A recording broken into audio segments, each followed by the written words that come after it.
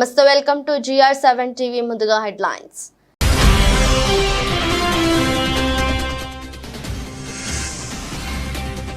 ఇటలీలో Rishi Sunak, Macron, జెలెన్స్కీలతో ప్రధాని నరేంద్ర మోదీ భేటీ. ప్రపంచ నేతలతో వరుస భేటీలు.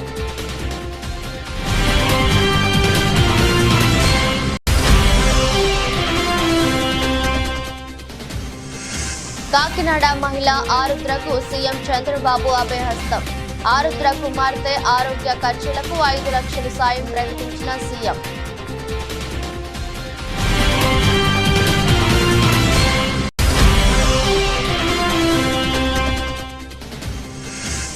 ఆదిలాబాద్ జిల్లా పాలనాధికారి చొరవతో 3 నెలల్లోనే రైతులకు డబ్బులు. హర్షం వ్యక్తం చేసిన రైతులు.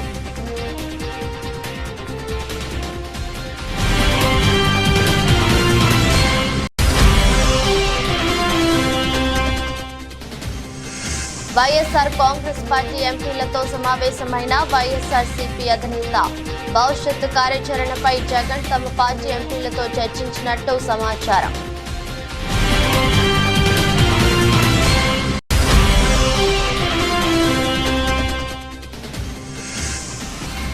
నాగార్జున సాగర్ చెక్పోస్టు వద్ద పట్టుబడ్డ 32 కేజీల గంజాయి. హైదరాబాద్ నుండి మాచర్ల వైపుగా తరలిస్తుండగా స్వాధీనం చేసుకున్న పోలీసులు.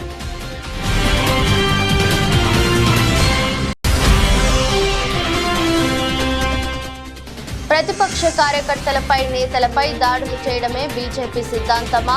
ఇకనైనా దాడులు ఆపకపోతే ప్రతిఘటన ప్రారంభమవుతుందని రాజ్యసభ సభ్యులు పిల్లి సుభాష్ చంద్రబోస్ హెచ్చరిక.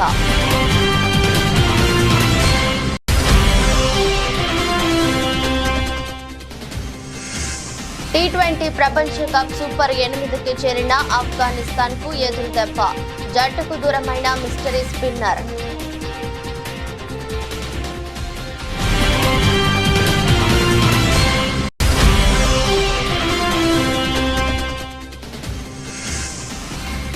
చివరి రోజు లాభాల్లోనే దేశీయ సూచీలు. 181 పాయింట్లు ఎగపాకిన సెన్సెక్స్.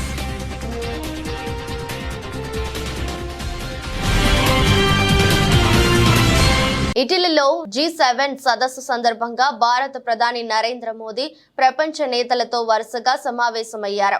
బ్రిటన్ ప్రధాని రిషి సునాక్, ఫ్రాన్స్ అధ్యక్షుడు ఇమాన్యుయల్ మెక్రాన్, ఉక్రెయిన్ అధ్యక్షుడు వోలోదిమిర్ జెలెన్స్కీలతో విడివిడిగా భేటీ అయ్యారు. ఈ సమావేశాలకు సంబంధించిన వివరాలను మోదీ సోషల్ మీడియాలో పంచుకున్నారు.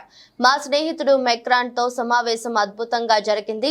ఈ ఏడాదిలో ఇది మాకు 4వ భేటీ. భారత్ ఫ్రాన్స్ సంబంధాల బలోపేతానికి మేమిచ్చే ప్రాధాన్యతకు ఇది నిదర్శనం. రక్షణ రంగం, భద్రత, టెక్నాలజీ, AI, సముద్ర ఆధారిత ఆర్థిక వ్యవస్థ తదితర రంగాలపై ఇరువురం చర్చించుకున్నాం. వచ్చే నెలలో ప్యారిస్ ఒలింపిక్స్ ప్రారంభం కానున్న నేపథ్యంలో మెక్రాన్ కు శుభాకాంక్షలు తెలియజేశానని వివరించారు. ఇక బ్రిటన్ ప్రధాని రిషి సునాక్ తో సమావేశం ఆహ్లాదకరంగా సాగిందని మోదీ వెల్లడించారు. ఎన్డీఏ ప్రభుత్వం 3సారి అధికారంలోకి వచ్చిన నేపథ్యంలో బ్రిటన్ తో సంబంధాలు, వ్యూహాత్మక భాగస్వామ్యం బలోపేతానికి మా చిత్తశుద్ధిని సునాక్ ఎదుట పునరుద్ఘాటించాను. సెమీ కండక్టర్లు, టెక్నాలజీ, వాణిజ్యం తదితర రంగాల్లో పటిష్ట సంబంధాలకు గొప్ప అవకాశాలు ఉన్నాయి. రక్షణ సంబంధాలను కూడా మరింత దృఢత్వరం చేసుకునేందుకు నేను రిషి సునాక్ చర్చించుకున్నామని మోదీ వెల్లడించారు.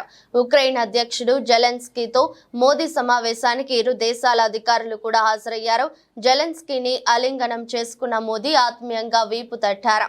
అనంతరం ఇరువురు అనేక అంశాలపై చర్చించుకున్నారు. ముఖ్యమంత్రి నారా చంద్రబాబు నాయుడిని కాకినాడకు చెందిన ఆరుద్ర అనే మహిళ కలిశారు. వెలగపూడి సచివాలయంలో సీఎం చంద్రబాబును తన కుమార్తెతో వచ్చి కలిశారు. కాకినాడకు చెందిన ఆరుద్ర గత ప్రభుత్వ హయాంలో తాను ఎదుర్కొన్న సమస్యలు, వేధింపులకు ముఖ్యమంత్రికి వివరించారు. తన కుమార్తె సాయి లక్ష్మి చంద్రకు వెన్నులో కణిత ఏర్పడటంతో తీవ్ర అనారోగ్యం పాలైందని సీఎం దృష్టికి తీసుకొచ్చారు. గతంలో బిడ్డ వైద్య ఖర్చుల కోసం తన ఆస్తులు అమ్ముకునే ప్రయత్నంలో తనకు ఎదురైన కష్టాలను ఆమె వివరించారు. అమలాపురంలో తన స్థలం విక్రయంలో ఇప్పటికీ ఇబ్బందులకు గురిచేసి కోర్టుల చుట్టూ తిప్పుతున్నారని సీఎం ఎదుట ఆవేదన వ్యక్తం చేశారు. ఆరుద్ర సమస్యలపై స్పందించిన సీఎం కుమార్తె సాయి లక్ష్మి చంద్రకు 5 లక్షల ఆర్థిక సాయం ప్రకటించారు. వైఎస్ఆర్ కాంగ్రెస్ పార్టీ అధినేత జగన్ వైసీపీ ఎంపీలతో సమావేశమయ్యారు. వైసీపీ లోక్సభ, రాజ్యసభ ఎంపీలు ఈ సమావేశంలో పాల్గొన్నారు. విజయసాయి రెడ్డి, వైవి సుబ్బారెడ్డి, పిల్లి సుభాష్ చంద్రబోస్, మిథున్ రెడ్డి, అవినాష్ రెడ్డి, గురుమూర్తి, పరిమల్, నత్వాని తదితరులు ఈ సమావేశంలో పాల్గొన్నారు. భవిష్యత్తు కార్యాచరణపై జగన్ తమ పార్టీ ఎంపీలతో చర్చించినట్టు తెలిపారు. ఈ సమావేశంలో రాష్ట్ర ప్రభుత్వ మాజీ సలహాదారులు సజ్జల రామకృష్ణారెడ్డి కూడా పాల్గొన్నారు.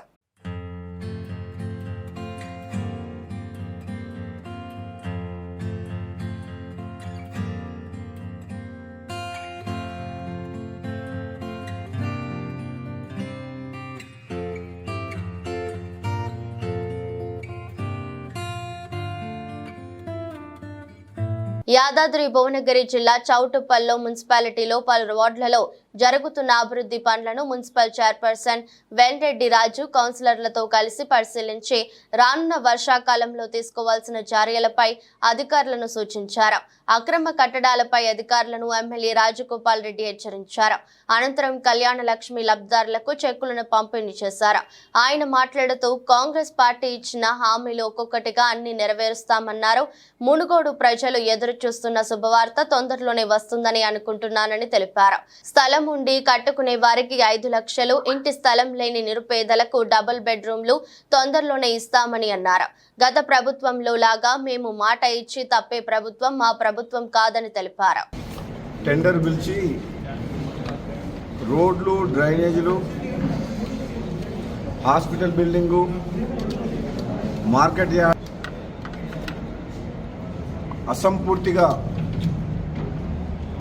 కంప్లీట్ రిక్వైర్మెంట్ తగ్గట్టు ప్లాన్ చేయలేదు. గతంలో కూడా ఒకసారి నేను ఎమ్మెల్యే గెలిచిన తర్వాత కూడా వాటిని అన్నింటినీ కూడా నేను పర్యవేక్షించడం జరిగింది క్లోజ్గా.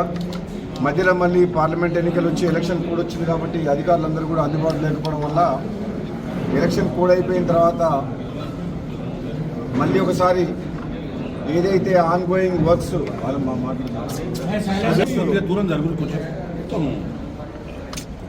ఏదైతే చేయాలంటే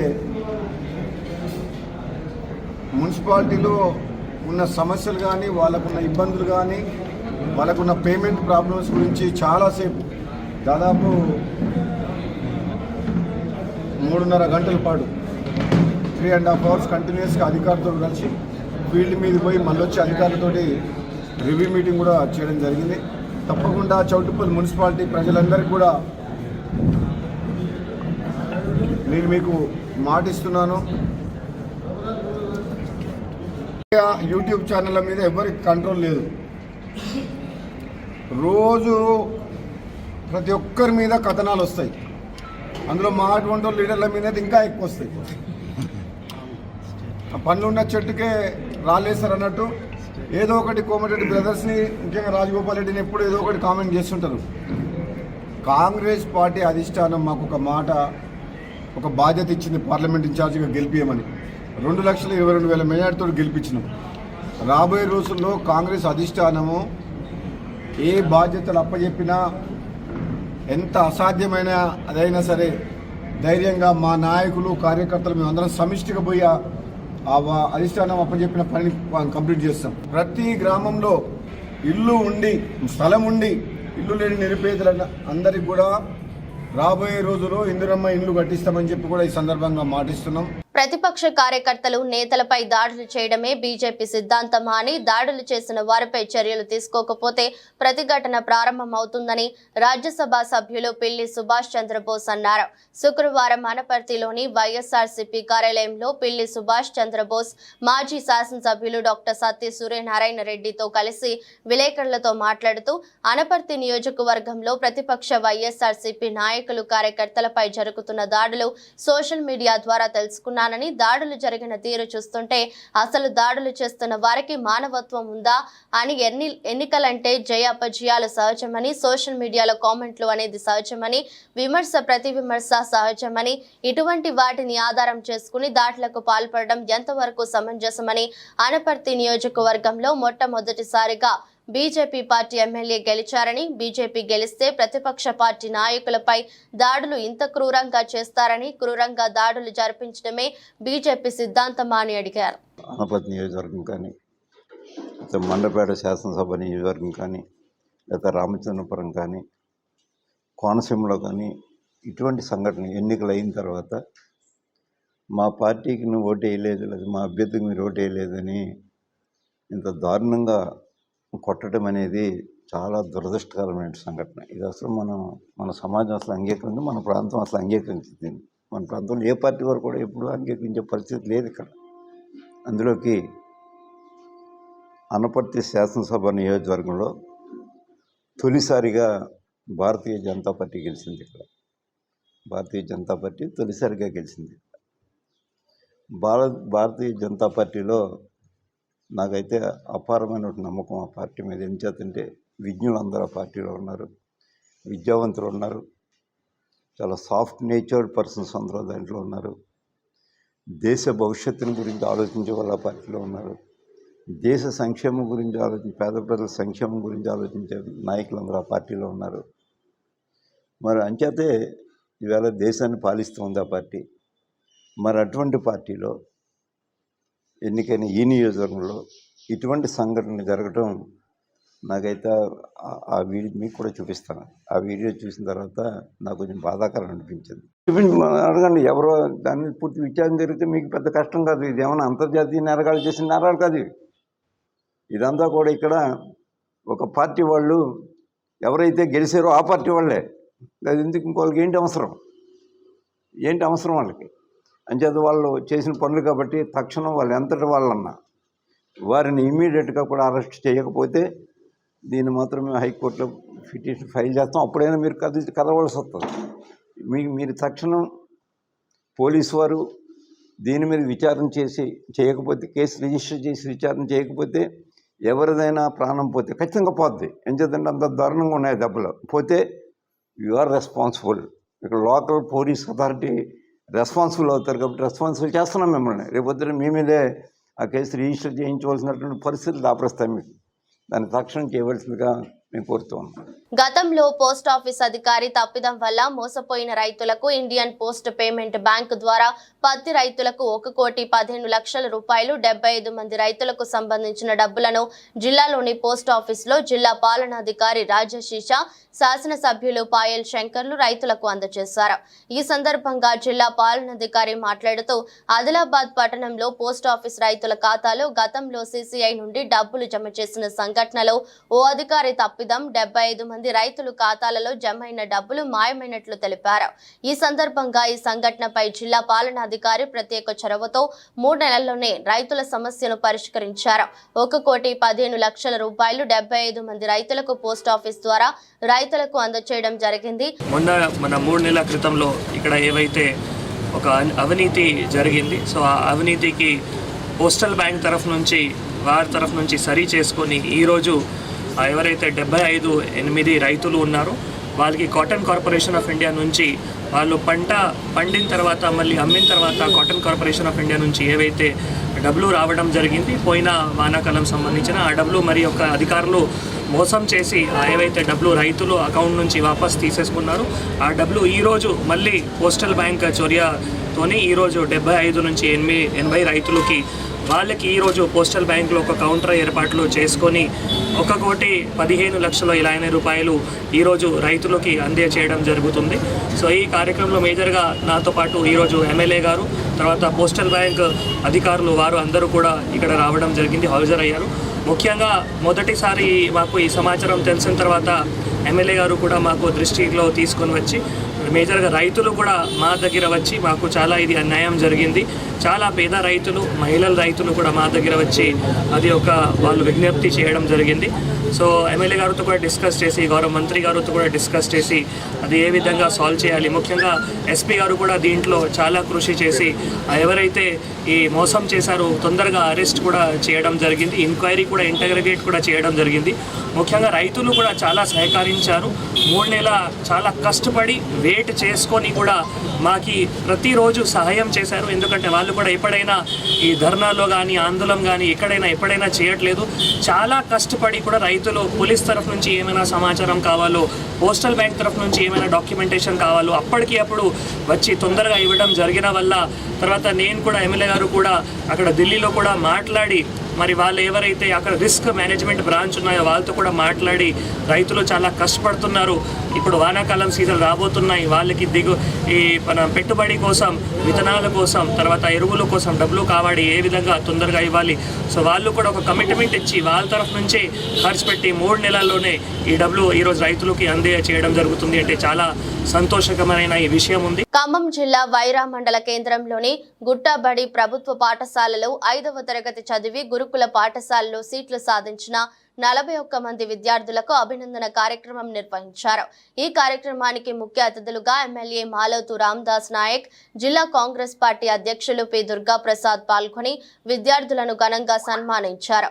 ప్రభుత్వ పాఠశాలలో చదివిన విద్యార్థులు గురుకుల పాఠశాలలో ర్యాంకులు సాధించడంలో కృషి చేసిన ప్రధానోపాధ్యాయుడు నాగపత్తిన భాస్కర్ను ఎమ్మెల్యే రామదాస్ నాయక్ ఘనంగా సన్మానించారు. ప్రభుత్వ పాఠశాలల్లో చదివిన విద్యార్థులు గురుకుల ర్యాంకులు సాధించడం అభినందనీయమని అన్నారు. కాంగ్రెస్ ప్రభుత్వం విద్యారంగాన్ని ముందుకు తీసుకువెళ్లేందుకు ప్రభుత్వ పాఠశాలలను కార్పొరేట్ స్థాయిలో మౌలిక వసతులు కల్పిస్తుందని తెలిపారు.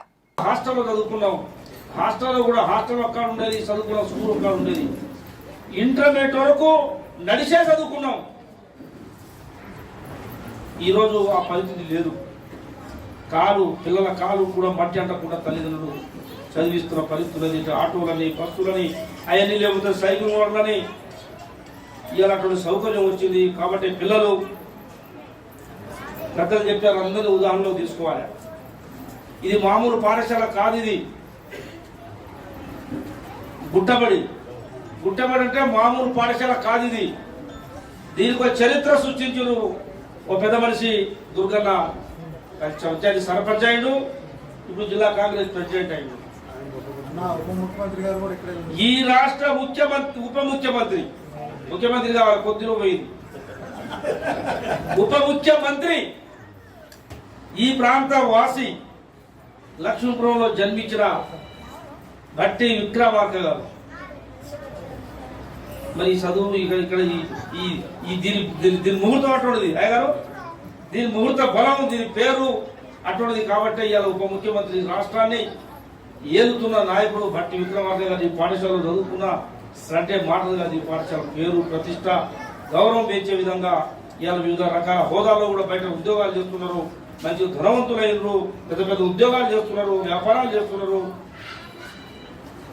కాబట్టి చదువుకున్న ఇప్పుడున్న పిల్లలందరూ కూడా పెద్ద ఎత్తున కష్టపడాలి. ఇవాళ డబ్బులు ఎన్ని భూములున్నా ఈ ఆస్తులు కావు, చదువే మనకు పెద్ద ఆస్తి. తల్లిదండ్రులు కూడా ప్రధానంగా మనవి చేస్తా ఉన్నా, పిల్లల్ని చదివిస్తే మీరు వాళ్ళకు ఒక 10 ఎకరాలు 20 ఎకరాలు ఇచ్చినట్టే. వాళ్ళని కష్టపడి ఇబ్బంది పడి గట్టిగా చదివించాలని మీ అందరికీ మనవి చేస్తూ, అన్ని విషయాలు మనం సీతారామరావు చెప్పాడు, దుర్గాన చెప్పాడు. కాబట్టి మా పట్ల మేమందరం కూడా ప్రభుత్వ పాఠశాల చదివి వచ్చిన వాళ్ళమే. అనపర్తి మండలం అభివృద్ధి అధికారి కార్యాలయంలో 4 మండలాల MDOs, EOs, Panchayati Raj department, RWS departments, deputy executive ఇంజనీర్లు, 4 మండలాల అసిస్టెంట్ ఇంజనీర్స్, 4 మండలాల గ్రామ పంచాయతీ సెక్రటరీస్ లతో అనపర్తి నియోజకవర్గం సమీక్ష సమావేశంలో పాల్గొన్న అనపర్తి శాసనసభ్యులు నల్లమిల్లి రామకృష్ణారెడ్డి తూర్పు గోదావరి జిల్లా అనపర్తి నియోజకవర్గం ప్రస్తుత పరిస్థితిపై 4 మండలాల పంచాయతీ సెక్రటరీలు, ఎంపీడీఓలు, జలవనరుల శాఖ అధికారులతో కార్యక్రమం ఎంపీడీఓ కార్యాలయంలో అనపర్తి శాసనసభ్యులు నల్లమిల్లి రామకృష్ణారెడ్డి సమీక్ష నిర్వహించారు.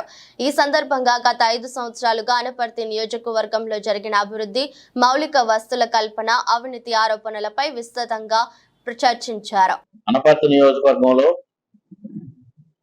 ఎంపీడీఓలు, గ్రామ పంచాయతీ కార్యదర్శులు, పంచాయతీరాజ్ ఇంజనీరింగ్ విభాగం, ఆర్డబ్ల్యూఎస్ ఇంజనీరింగ్ విభాగం ఇప్పటి వరకు జరిగిన కార్యక్రమాలు, ఇప్పటి వరకు జరిగిన విషయాల పైన నాకు ఒక అవగాహన రావాలి. కాబట్టి ఇక ముందు ఏ విధంగా ముందుకు వెళ్ళాలనే దానిపైన అధికారులతో సమన్వయం కావాలి. కాబట్టి ఒక అవగాహన కార్యక్రమాన్ని నిర్వహించుకోవడం జరిగింది. దీనికి నియోజకవర్గంలో అధికారులు అందరూ రావడం జరిగింది. ముఖ్యంగా అనేక విషయాలు చర్చించడం జరిగింది. ముఖ్యంగా 2019 నుంచి 2024 వరకు జరిగిన ప్రభుత్వంలో అనేక తప్పిదాలు కానివ్వండి, లేదా అవకతవకలు కానివ్వండి, కొన్ని వెలుగు చూసాయి. ఈరోజు దానిపైన తప్పనిసరిగా విచారణకి కలెక్టర్ గారిని కోరడం జరుగుతుంది. అదేవిధంగా ఒక చక్కటి సమన్వయంతో అధికారులు ప్రభుత్వానికి సహకరించే విధంగా, ప్రభుత్వం అధికారులతో సత్సంబంధాలు ఉండే విధంగా వెళ్ళడం జరుగుతుంది. దానికి సంబంధించి ఇవాళ ఒక దిశానిర్దేశం కూడా చేసుకోవడం జరిగింది. ఏదైనా ప్రభుత్వ లక్ష్యం ఒకటే, ప్రజలకు సంక్షేమ ఫలాలు, అభివృద్ధి ఫలాలు అందించాలి. చంద్రబాబు నాయుడు గారు ఇచ్చిన హామీ మేరకు, మోడీ గారు ఇచ్చిన గ్యారంటీ మేరకు ప్రజలకు సుపరిపాలన అందించాలి. దానికోసమని ఈరోజు అధికారులందరితో మాట్లాడడం జరిగింది. అధికారులందరి దగ్గర నుంచి ఫీడ్బ్యాక్ తీసుకోవడం జరిగింది. గుంటూరు జిల్లా ప్రతిపాడు నియోజకవర్గం పెదనందిపాడు, కాకుమాను మండలాల్లో ప్రతి జిల్లా పరిషత్ ఉన్నత పాఠశాలలో విద్యార్థులకు ప్రభుత్వం ద్వారా స్టూడెంట్స్ కి కిట్లు పంపిణీ చేసిన ప్రతిపాడు శాసనసభ్యులు బుర్ల రామాంజనేయులు కాకుమాను మండలంలో 2108 కిట్లను పంపిణీ చేశారు. బుర్ల రామాంజనేయులు మాట్లాడుతూ 90% మార్కులు సాధించాలని, స్కూల్ పిల్లలకు స్కిల్ డెవలప్మెంట్ మరియు నైపుణ్యం కలిగిన చదువును అందించాలని టీచర్లను కోరారు. ప్రముఖ సినీ నటి హేమ బెంగళూరు జైలు నుంచి విడుదలయ్యారు. కోర్టు ఆమెకు షరతులతో కూడిన బెయిల్ మంజూరు చేయడంతో ఆమె విడుదలయ్యారు. బెంగళూరు రేవ్ పార్టీ కేసులో సినీ నటి హేమను బెంగళూరు సిసిబి పోలీసులు అరెస్ట్ చేశారు. ఆమె బెయిల్ పిటిషన్ దాఖలు చేసుకున్నారు. హేమ వద్ద ఎలాంటి డ్రగ్స్ దొరకలేదని, అలాగే ఘటన జరిగిన 10 రోజులకు వైద్య పరీక్షలు నిర్వహించారని ఆమె తరపు న్యాయవాది కోర్టులో వాదనలు వినిపించారు. అలాగే డ్రగ్స్ తీసుకున్నట్లు పోలీసులు సాక్ష్యాలు చూపించలేకపోయారని పేర్కొన్నారు. అయితే ఆమె పార్టీలో పాల్గొన్నట్లు చూపి ఆధారాలను సిసిబి కోర్టుకు అందించింది. ఇరువైపులా వాదనలు విన్న న్యాయస్థానం హేమకు షరతులతో కూడిన బెయిల్ ను మంజూరు చేసింది. దీంతో ఆమె ఈరోజు విడుదలయ్యారు.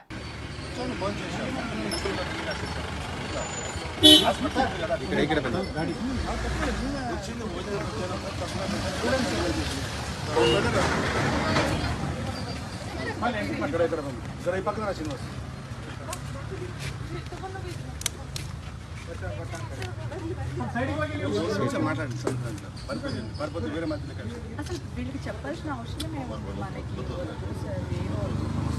అంతే. పెరిగి పెద్దై బాధ్యతలను మోస్తున్న పెద్దవాళ్ళనైనా, యువత అయినా ఏదో ఒక సందర్భంలో చిన్నతనమే బాగుందని అనుకుంటాం. అలా అనుకోవటం కూడా నిజమే. ఎలాంటి పొరపచ్చాలు, అడ్డుగోడలు, బాధలు లేకుండా స్నేహితులతో కలిసి సరదాగా గడిపే బాల్యమే ఎంతో గొప్పది. ఈ పాయింట్ ను బేస్ చేసుకొని రూపొందుతున్న చిత్రం కమిటీ కుర్రోళ్ళు. నిహారిక కొన్నిదెల సమర్పణలో pink elephant pictures, LLP, Sri Radha Damodar studios banners పై రూపొందుతున్న ఈ సినిమాకు యదు వంశీ దర్శకుడు. పక్కా ప్లానింగ్ తో మేకర్స్ అనుకున్న సమయానికి కన్నా ముందే సినిమా షూటింగ్ ను పూర్తి చేసిన విషయం. ప్రస్తుతం సినిమా పోస్ట్ ప్రొడక్షన్ కార్యక్రమాల్లో బిజీగా ఉంది. త్వరలోనే విడుదలకు సిద్ధమవుతుంది. ఈ నేపథ్యంలో చిత్ర యూనిట్ కమిటీ కుర్రోళ్ళు టీజర్ విడుదలైంది.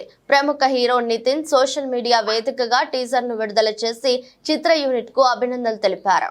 అద్వితీయమైన అటవీ తీరులో ఈసారి టీ20 ప్రపంచ కప్ సూపర్ 8కు చేరిన ఆఫ్ఘనిస్తాన్ జట్టుకు ఎదురు దెబ్బ తగిలింది.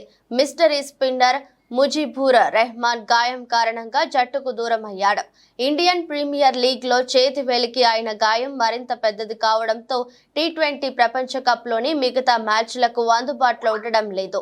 దీంతో అతడి స్థానాన్ని పొట్టి క్రికెట్ లో షాట్లతో చెలరేగిపోయే హజ్రతుల్లా జాజాయితో భర్తీ చేశారు. ఐసీసీ టెక్నికల్ కమిటీ అనుమతినివ్వడంతో ముజిబుర్ రెహమాన్ స్థానాన్ని ఆఫ్ఘనిస్తాన్ భర్తీ చేసింది. ఉగాండాతో జరిగిన ప్రారంభ మ్యాచ్లో మాత్రమే ముజిబుర్ ఆడాడు. 3 ఓవర్లు వేసి ఓ వికెట్ తీసుకున్నాడు. ఇక left arm wrist spinner Noor Ahmad ఇప్పుడు ముజిబుర్ పాత్రను పోషించనున్నాడు. నూర్ ఇప్పటికే 2 మ్యాచ్లు ఆడాడు. పాపువా న్యూగినియాలో జరిగిన మ్యాచ్లో 4 ఓవర్లు వేసిన నూర్ 14 పరుగులు మాత్రమే ఇచ్చి 1 వికెట్ తీసుకున్నాడు. ప్రధాని మోదీ నేతృత్వంలో కేంద్ర కేబినెట్ ఏర్పడి మంత్రులకు శాఖలు కూడా కేటాయించిన తర్వాత దేశీయ సూచీలు లాభాల బాట పడ్డాయి. వారంలో చివరి రోజు కూడా దేశీయ స్టాక్ మార్కెట్లు లాభాలను అందుకున్నాయి. సెన్సెక్స్ ఓ దశలో 77,000 మార్కును దాటింది. మధ్యాహ్నం సమయంలో అమ్మకాల ఒత్తిడి ఎదురైనా చివరకు సూచీలు కోలుకున్నాయి. ముగింపుతో పోల్చుకుంటే దాదాపు 100 పాయింట్ల లాభంతో 76,912 వద్ద రోజును ప్రారంభించిన సెన్సెక్స్ లాభ నష్టాలతో దోబూచులాడింది. ఒక దశలో 200 పాయింట్లు లాభపడి 77,081 వద్ద ట్రేడ్ అవుతుంటే హైని టచ్ చేసింది. మరోసారి 77,000 మైలు రాయిని దాటింది. అయితే గరిష్టాల వద్ద మదుపర్లు లాభాల స్వీకరణకు దిగడంతో 450 పాయింట్లకు పైగా కోల్పోయి 76,549 వద్ద ట్రేడ్ అవుతుంది. కనిష్టానికి చేరుకుంది. చివరకు 181 పాయింట్ల లాభంతో 76,992 వద్ద రోజును ముగించింది. ఇక నిఫ్టీ 66 పాయింట్ల లాభంతో 23,465 వద్ద స్థిరపడింది. వార్తలు ముగించే ముందు మరోసారి హెడ్లైన్స్.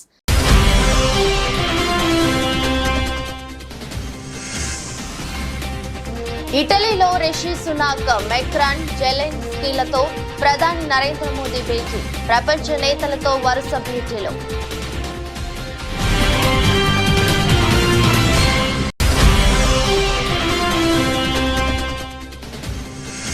కాకినాడ మహిళ ఆరుద్రకు సీఎం చంద్రబాబు అభయహస్తం. ఆరుద్ర కుమార్తె ఆరోగ్య ఖర్చులకు 5 లక్షల సాయం ప్రకటించిన సీఎం.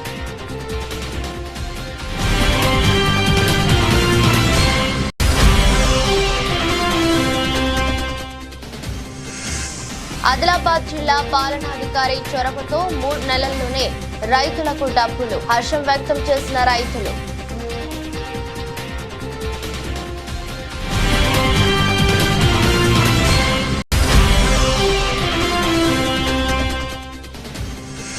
వైఎస్ఆర్ కాంగ్రెస్ పార్టీ ఎంపీలతో సమావేశమైన వైఎస్ఆర్సీపీ అధినేత. భవిష్యత్తు కార్యాచరణపై జగన్ తమ పార్టీ ఎంపీలతో చర్చించినట్టు సమాచారం.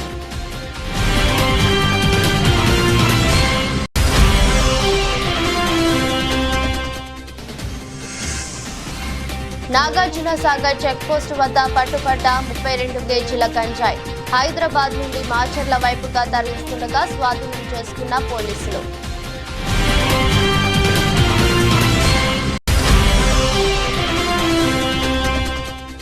ప్రతిపక్ష కార్యకర్తలపై, నేతలపై దాడులు చేయడమే బీజేపీ సిద్ధాంతమా? ఇకనైనా దాడులు ఆపకపోతే ప్రతిఘటన ప్రారంభమవుతుందని రాజ్యసభ సభ్యులు పిల్లి సుభాష్ చంద్రబోస్ హెచ్చరిక.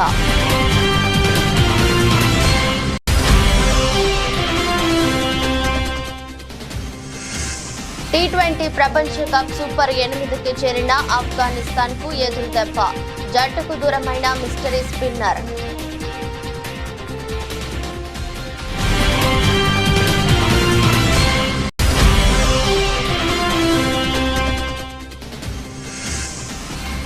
చివరి రోజు లాభాల్లోనే దేశీయ సూచీలు. 181 పాయింట్లు ఎగపాకిన సెన్సెక్స్.